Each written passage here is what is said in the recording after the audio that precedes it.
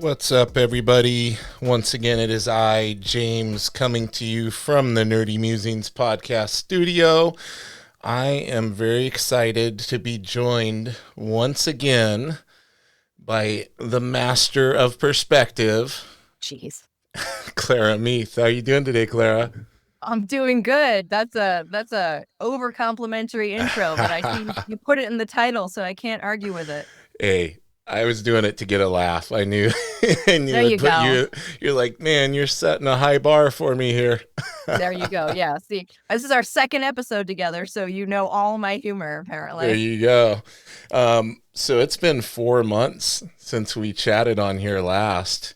And what's been going on in your life? I know you are a very busy person, so it's probably been a whirlwind, hasn't it?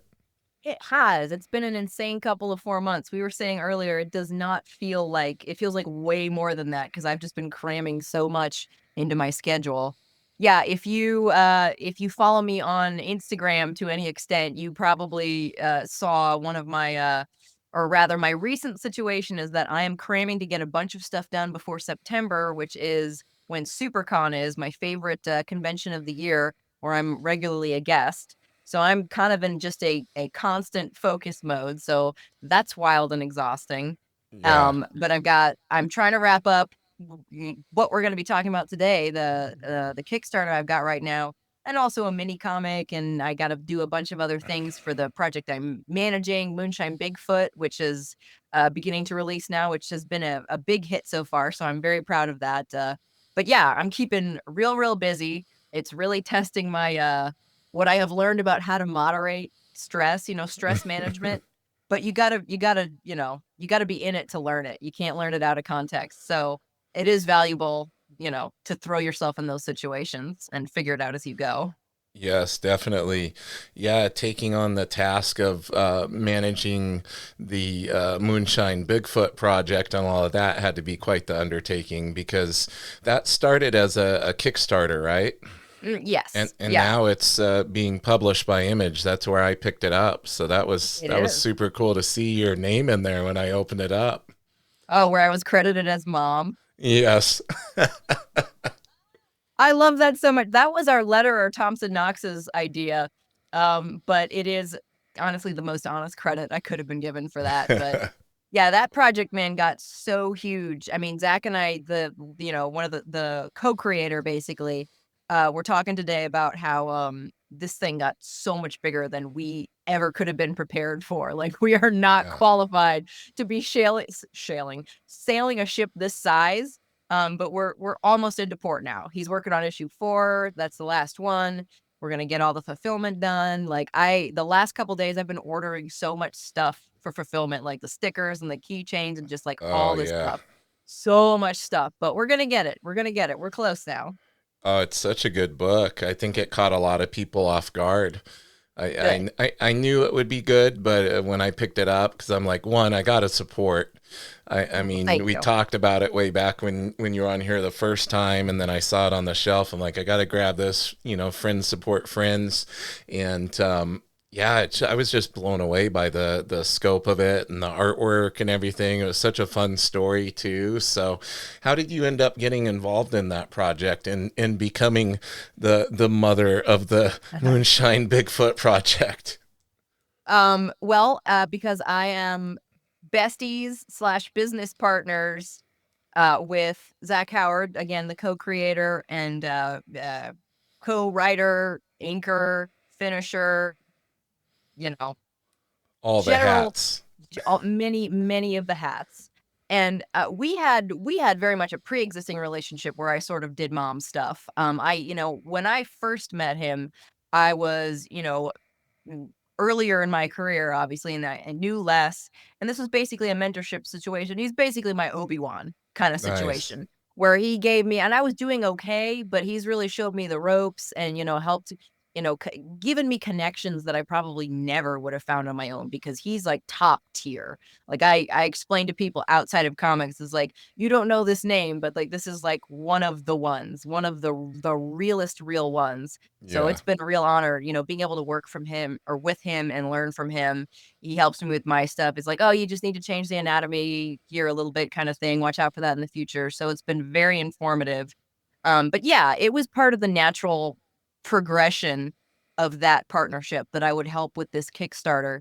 And uh and I'm honored to be involved, and I own a percentage of the IP, which is hopefully gonna trickle down at some point. Yes. There's been interest in various kinds of development, so I'm very optimistic that there will be down the road a decent payday. But comics, so you never know. But end Yeah. of the day, I'm very happy to have been involved in such a fun project.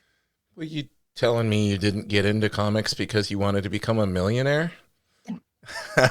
This whole notion, I know several creators talk about this because they laugh because people are like, "Oh, you just got into this for all the money." You're like, "What are you talking about?"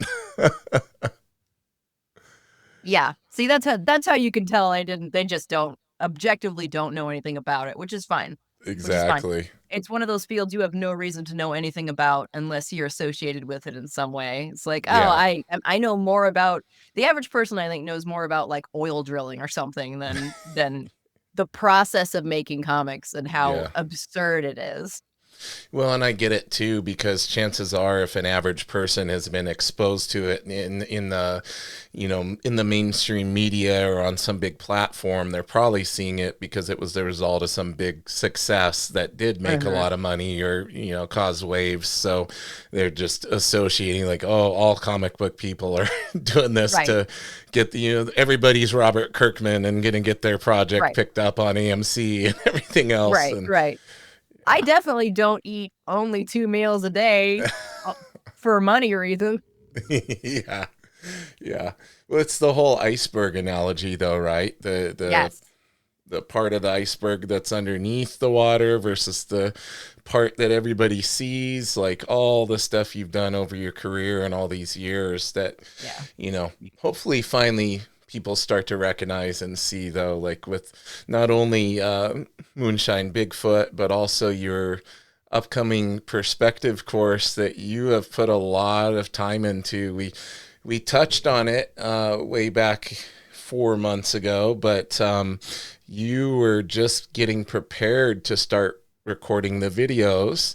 And I Yeah. remember you had asked me a recommendation for like what kind of microphone to use and stuff, which from what I saw, it looks like you did get something or, get It's that one or something similar.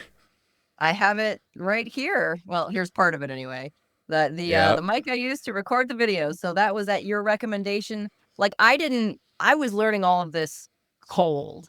Like, I know enough to, like, record a social media post of me talking, but at a certain point, it's just like, I just have to learn everything immediately before doing it, and that was like, my gosh, so exhausting. But I am very happy with how the videos turned out, so it was all worth it. I got the nice lights here. So I got those colored LEDs. I got all kinds of stuff. Like I did actual research for this. Imagine that. Nice. All the stuff you probably started to realize you wanted or needed once you got into putting the project together, right? Like you Yeah. strike me as somebody, and maybe this goes along with the being mom part on these projects, but somebody that pre-plans pretty Oh, well. oh gosh. Sometimes I think all I do is plan. Okay. So my my You're not my wrong about that. perception was right then. Yeah. I showed my calendar book on my last live stream on Instagram just to show how insane it was with all the sticky notes and all the labels and everything that gets moved around. Just like I schedule everything. But the beauty of that is then you don't have to think. Then you like True. my goal with all that stuff, with the meticulous planning and having the day a week where you plan your entire week and then you also plan a month and then you have month goals and all this stuff, is to free up the mind, because then you could be creative. If you're just constantly doing admin in your head, you're not going to be in the state of play that creativity is. If you feel safe with like, I have all that written down, I have a list, all I have to do tomorrow is do what's already on the list. and I don't have to think about anything else.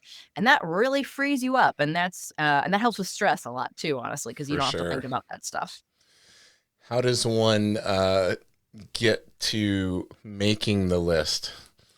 Because I know people, including myself, where I 100% everything you just said. I operate so much better when I have a plan, when I Yeah. execute that plan, even when it comes down to just simple daily tasks like, oh, I have the day off tomorrow. I need to make sure I do this, this, this.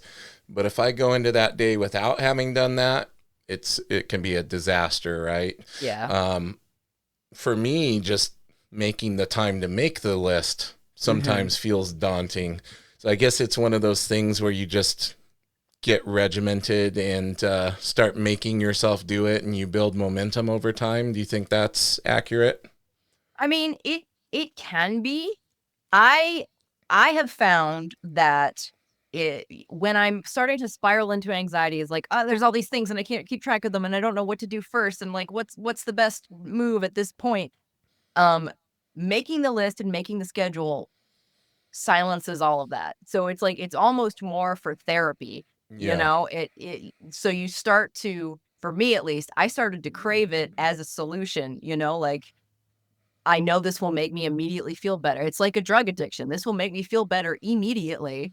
So Yeah. I need to have this right now.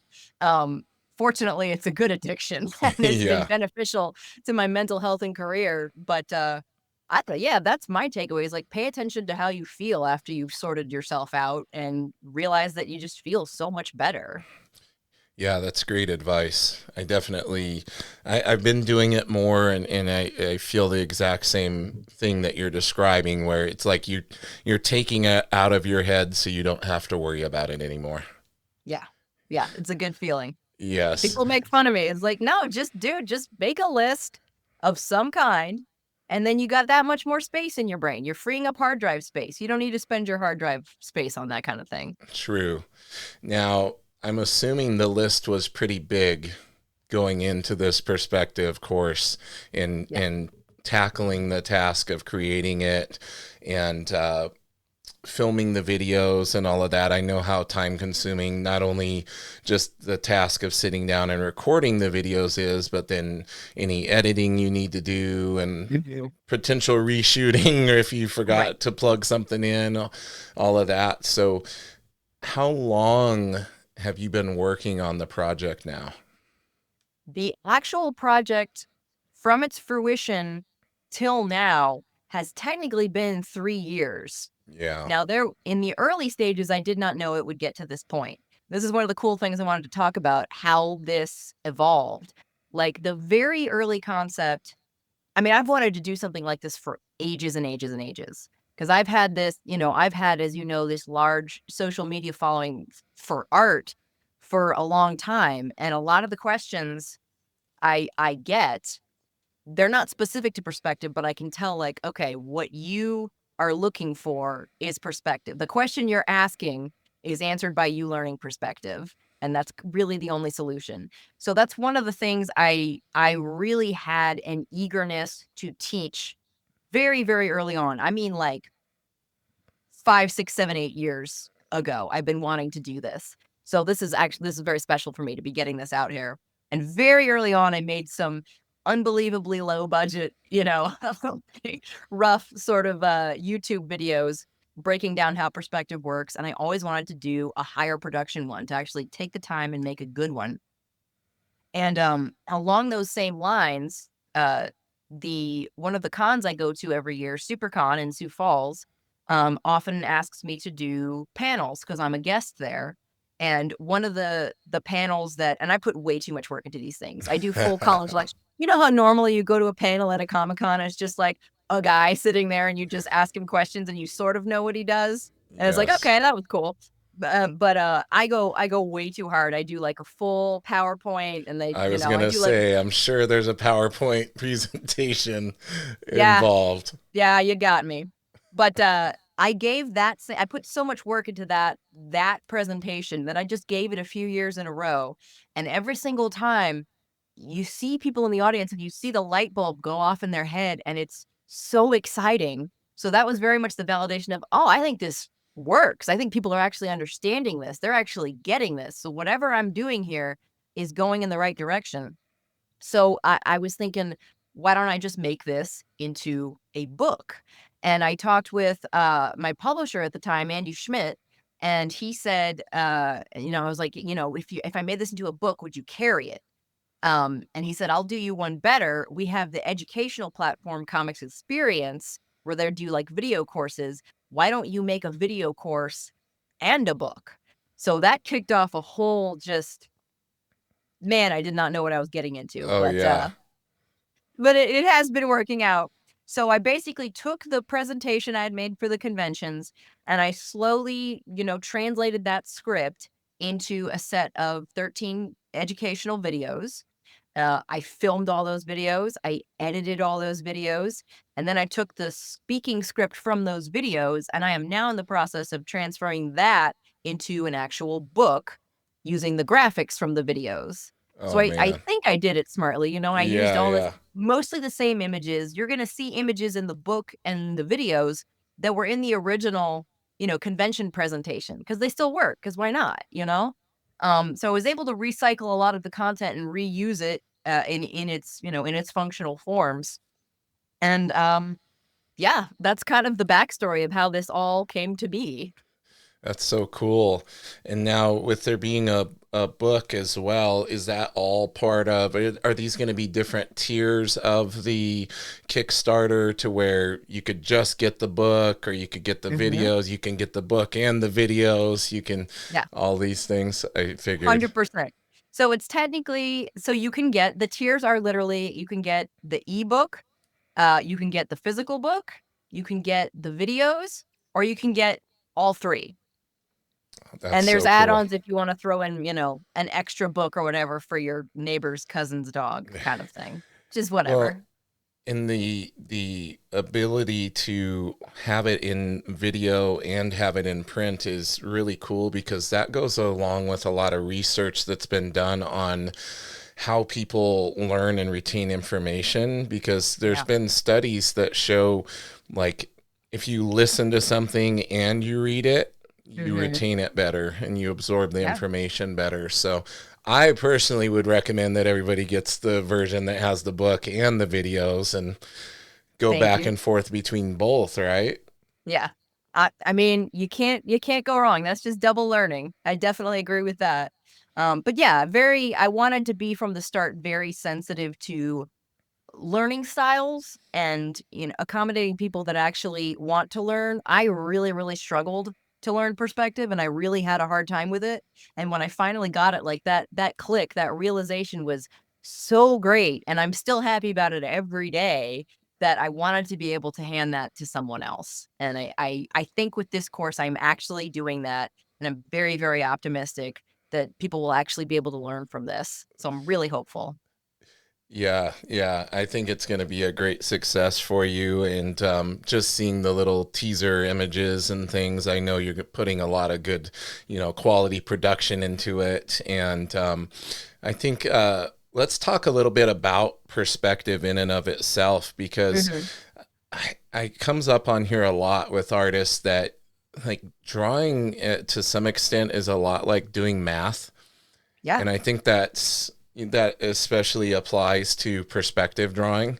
because there's a lot of understanding how things are dividing as they go back into space, and there's Yeah. different points and angles and all these different things. So Mhm. um, describe to me the importance of perspective in drawing because I think it's one of those things where like everybody wants to jump in and learn how to draw anatomy and draw the figure and everything, but they Mhm. don't realize to actually make the character look like it exists in that space. Yep. You have to understand perspective and actually learning how to draw perspective, even understanding how to draw buildings and things can help you in your figure drawing because you're going to see the human form different and see how it recedes and see how parts disappear when they're from a certain angle and all this type of stuff. So Yeah. um, Expand on my thoughts on that. Yes, sure. Um, yeah, and this is something I talk about a lot in in the early stages of the course, in both the videos and the book. That perspective has a bad rap because it is very scary looking. And if you're one of those people who gets into art because you have a passion for drawing and, visual communication and all that, it looks like the biggest bummer. Like it's not the fun part. It's not, I talk about this as like, this is not the sexy part of drawing at Mhm. all. In the same way that the bones are not the sexy part of the human at all, but it is absolutely necessary to get a complete product. Absolutely necessary. There's a very prevalent attitude of avoidance with perspective, which I absolutely understand. I know full-blown professionals that I could name Mhm. that actively avoid using perspective. And working for, like, real companies and everything, they're like, yeah, just I've heard them say this. It's like, "No, I Yep. don't mess with that. It's just that's too much." It's like, "No, no, no, dude. You're absolutely hamstringing yourself there. You could do 700 times better if you just took the time to figure this out." So I am very passionate about, in general, I think, avoiding problems in your life. Problems do need to be tackled. But Yes. and they also think of perspective as something that is only specific to certain elements, like you mentioned buildings and stuff. Like if you're not drawing a city or a spaceship or something like that, I say basically that somewhere in the videos, that you don't really need it. But in actuality, perspective is in every image you could possibly come up with. Like without perspective, you cannot accurately show same size figures at different distances. You really won't be able to handle distance at all.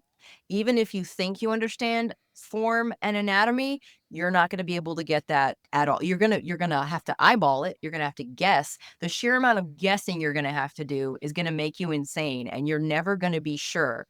Like, I don't like, if you're so type A like me, you have to absolutely know this is correct Mhm. before I can move on. And that's one of the things about drawing too. If you get a part wrong, it can affect everything else in the drawing. If it's a very complex piece and you get, you know, the size of a door in the background wrong, suddenly everybody in the drawing is 18 feet tall, Yeah. You there and perspective creates a very usable mechanism to solve all those problems, on the front end. Like when I'm drawing, I solve all the perspective pretty much first.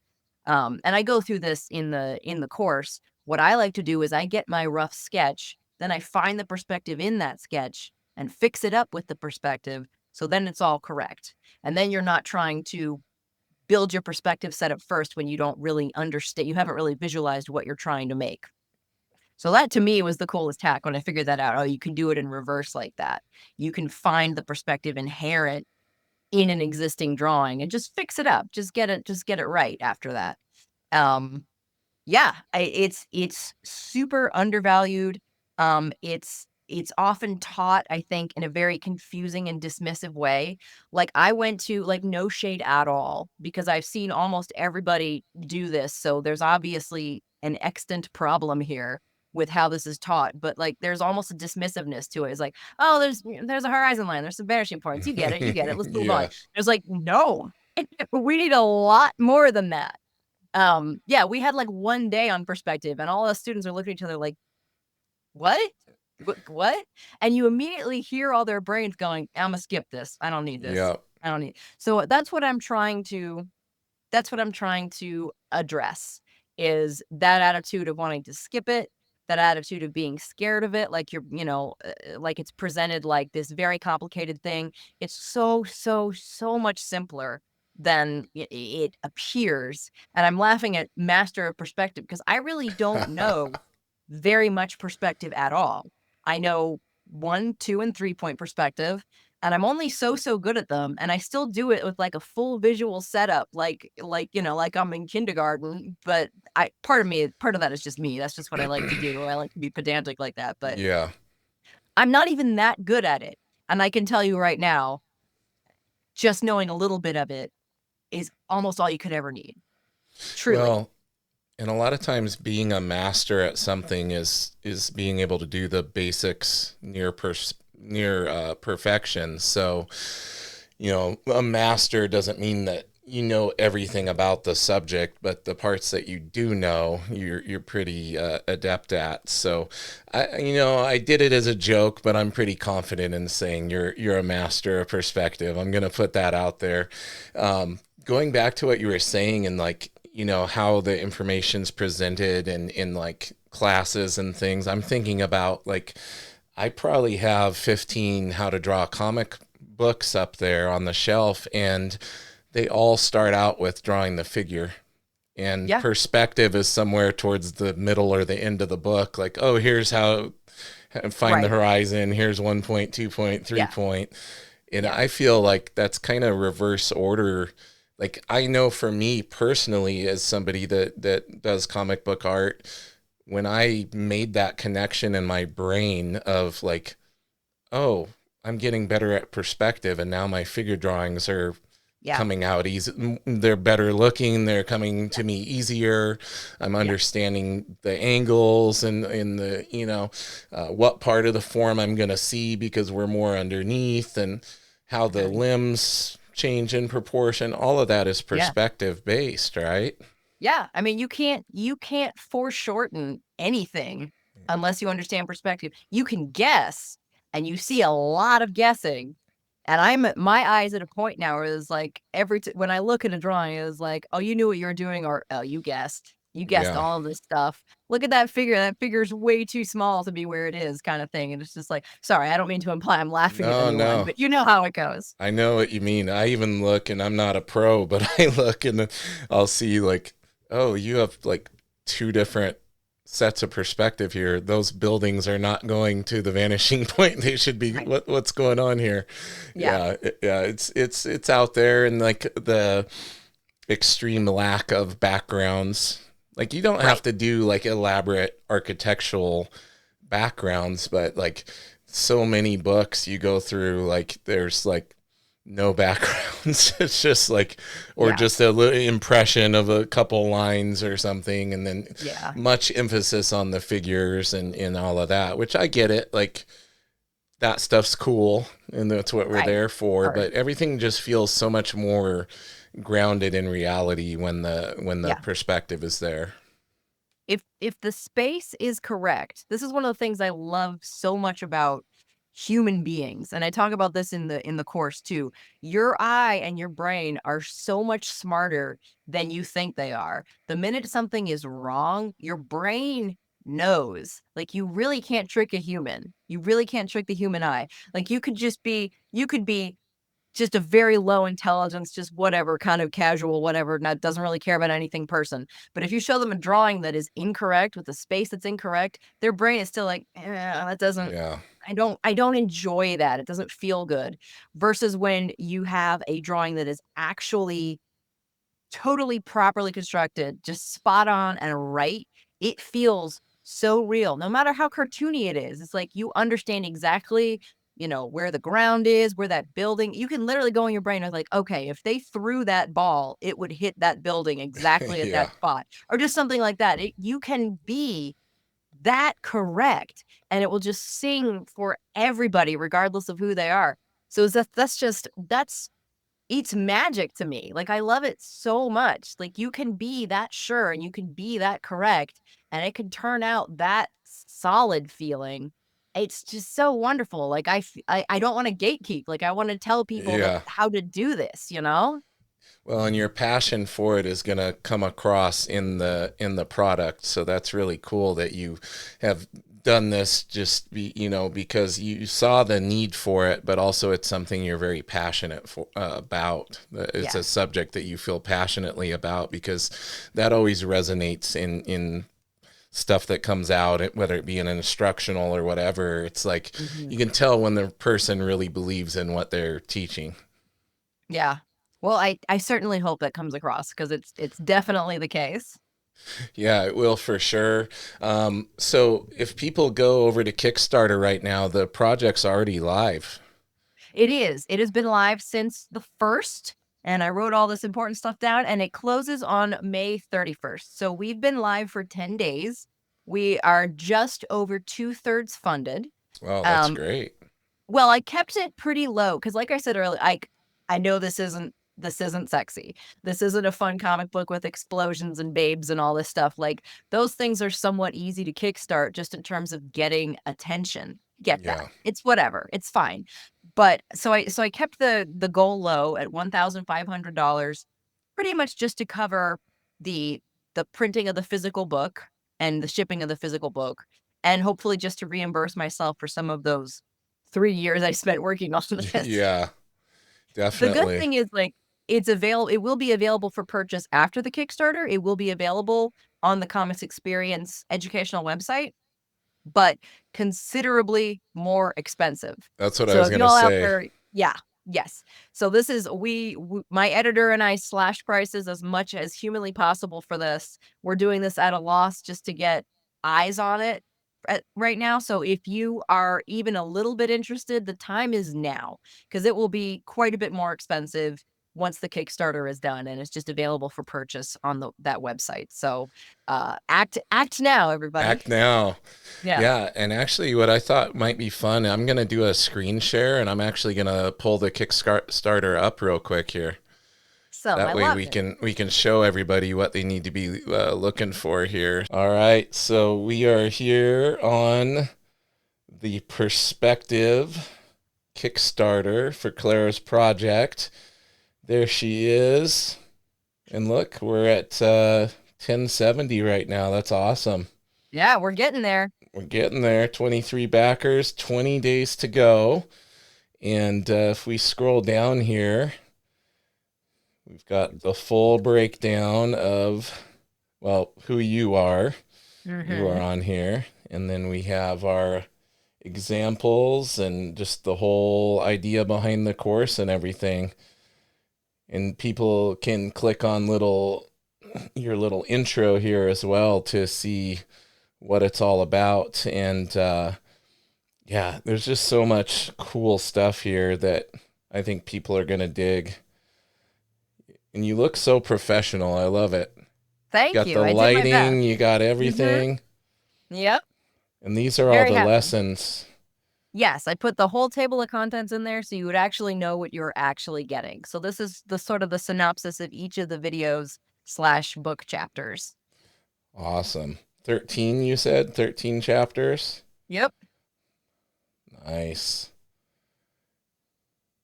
Yeah, this is I already backed earlier this week. I encourage everybody else to get on here and back. If we go to our rewards, here's the different tiers: digital, physical book, video course, all three. Boom. I recommend the all three. That's what I did. And you guys won't be disappointed. This is going to be such a cool thing. I can't wait to receive mine. Now, after everything is said and done and it gets fully funded and all of that, Mhm. um, how quick do you think your turnaround is going to be on getting it fulfilled? Are you looking to have a pretty quick turnaround? Obviously, with the book and print and all of that, you're gonna have to have some production time and all that good stuff. So, what kind of estimation do you have as far as a release of it once it's all said and done? Yeah. I estimate around July, August. And even that only because I have so much else going on. I've got between 4 and 5 chapters of the book already laid out. Again, it's fairly easy because I'm just sort of like taking the verbal communication style of the speaking script for the videos and just transitioning it to just text, Yeah, just pull out the actual specific information, just hit the beats one at a time, and just collect that into a book. Um, yeah, and then I have to get it printed and just all that stuff. So I don't estimate, a particularly long turnaround. I should be able to do this fairly quickly. It's just a matter of how much time I can dedicate to it. But as we know, I very tightly planned out and regimented. So I'm pretty optimistic I can get it done on time. So far, I've been able to get all of the things done on time in this big pre-September crunch I'm in. So I'm not particularly worried about that. Awesome. My printer has a good turnaround. I'm just excited to get the book into people's hands, and I'm excited to have the book at conventions. That'll be interesting too to see. I really have no idea what kind of reception it will get because, again, it's a scary thing that people try to avoid. But I'll push it. We'll see how it goes. Yeah, definitely. Now, speaking of this crunch that you're in, let's Hmm. transition to talking a little bit about that. As Sure. far as things you're able to talk about, what do you got going on right now, other than all these other things? Yeah. Um, So, the main focus is finishing the perspective book right now, obviously. I have to finish, the pinup I owe for Moonshine Bigfoot. I just finished all the breakdowns today, actually, so I'm preparing to print out the pink line for the penciling, and at that point, that should go fairly quickly. I, am looking to complete an 8-page mini comic, before the end of September. I have it, like, all thumbnailed and partly broken down, and I've got probably about the equivalent of about 1 page penciled between what I've done on the first couple of pages. I'm not focusing on that right now because I gotta get through the book, but I'm aiming to have that mini comic done, before Supercon, and that one in and of itself will be a part of a set of 3 mini comics that I wanna produce together, and I'm starting to leak this a little bit.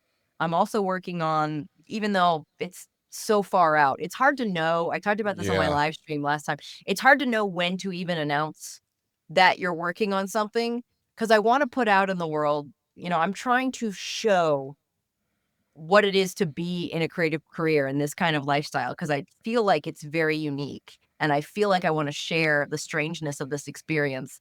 So on the one hand, I'm like, I wanna talk about things immediately, but on the other hand, it's like, why would I put this out in the world when it's years out yeah, potentially, you know? But all those caveats being said, I am starting to work on a script, with the writer of Moonshine Bigfoot, Mike Marlowe. We wanted to do, without saying too much, this was a story idea I've had for a long time, and it's a parody. It's like a campy, funny kind of story. And I have the narrative structure, but I don't really write funny. yeah, I'm very much a horror writer, and that's kind of where my strength lies. But Mike Marlowe, obviously writing Moonshine Bigfoot, he's very funny. He understands how to build a punchline. He understands the comedic timing. He's a very good writer because he is theatrically trained. He's a stage actor. So he has a very strong sense of story structure and act structure and also character acting. Like, what is a funny line delivery? What is a funny time to say this? How do you use the irony, use the character trait? So he's very good in that way. So that script is something I'm very tentatively starting to work on, with him, in that literally we're just kind of bouncing ideas right now and starting to iron out what we can agree on before we even start writing. But again, that's information I feel like I wanna put out in the world. It's like the process is so human and so just like, look, you just do it step by step. You just go through it yeah. slowly. Um, Well, and you're yeah, showing like how much time goes into this stuff. yeah, Like you've been working on this perspective course in some iteration for 3 years, essentially. Like the seeds of the idea were planted 3 years ago, and yeah, it's just now coming to fruition. And now, like with this project you're talking about, and knowing you, you'll probably take on more, even more things that you'll cram into your schedule. But of course. the reason you can do that is because of that planning. And I think Yeah, that's something important for people to realize. Like, we have time to do more than we think we do if we yes. actually sit down and do that pre-planning. Yeah, 100%, 100%. And, like, along similar lines, I'm really starting to play with the idea of, like, working on multiple things at once.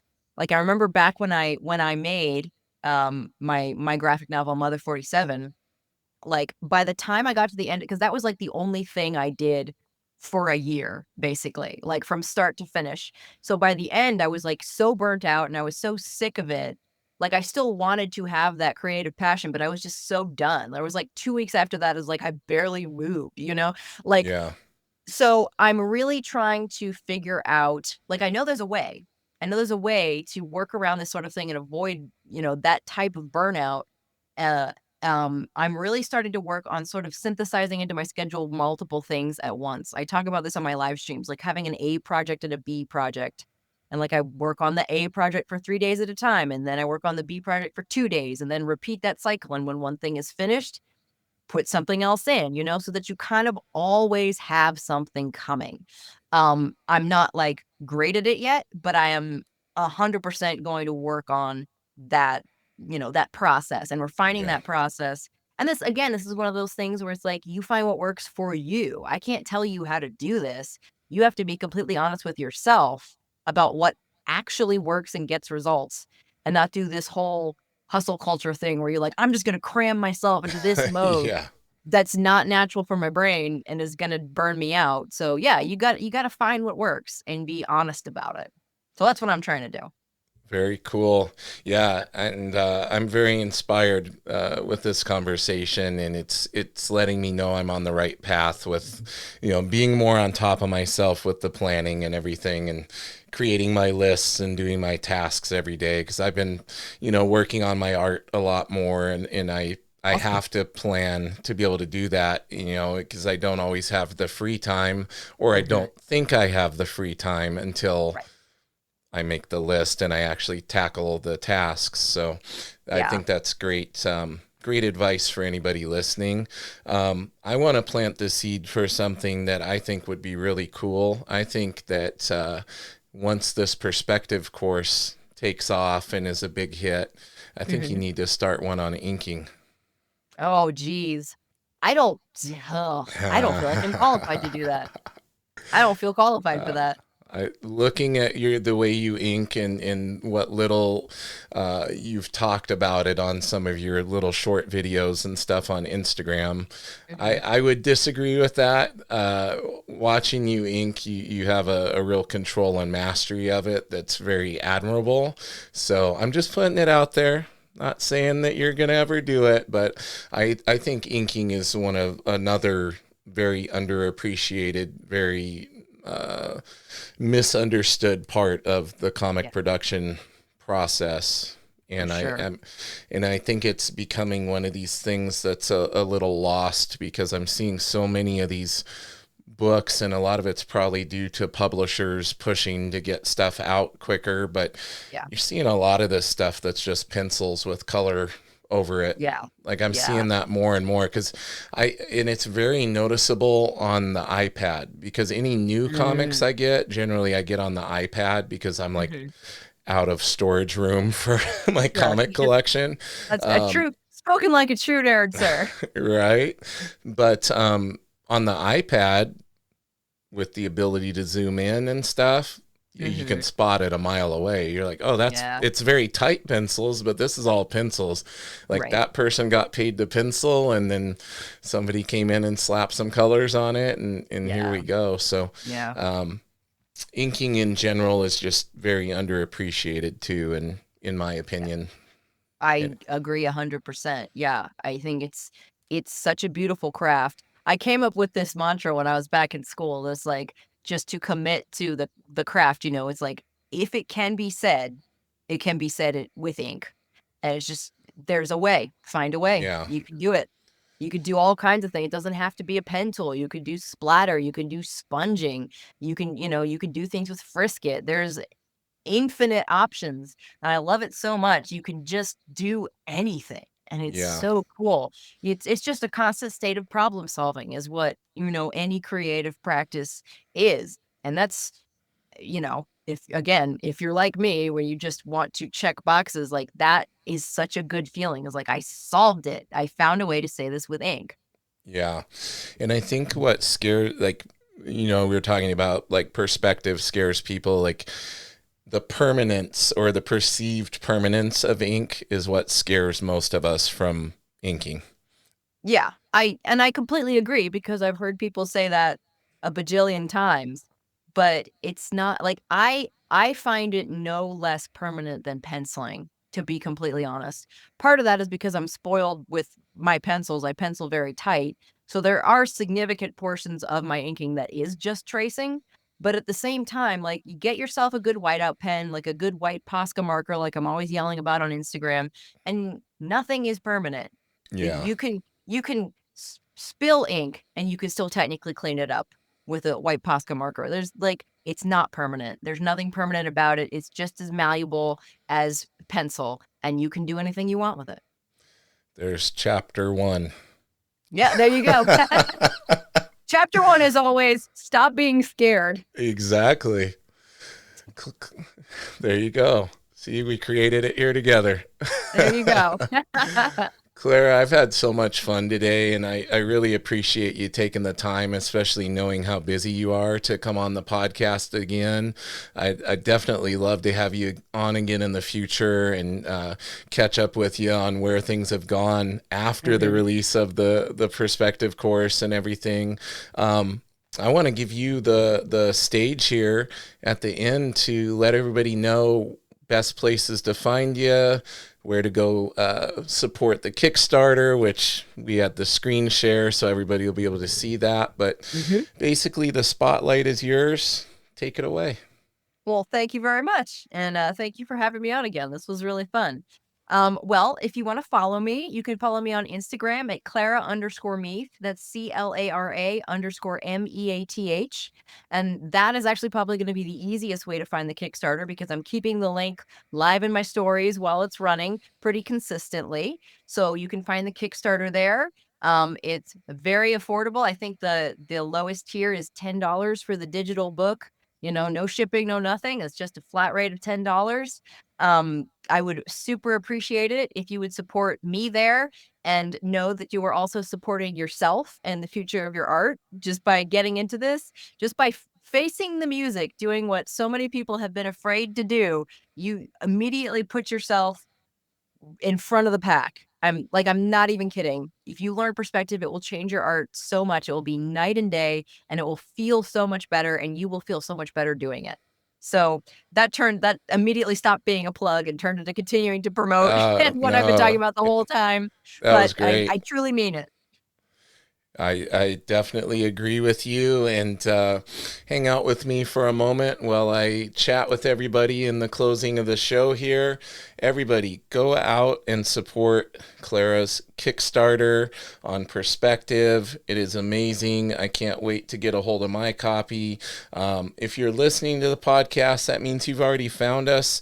If you enjoy it, shoot a like, a share, a subscribe, a notification bell, any of that good stuff. And in the meantime, everybody, keep it nerdy.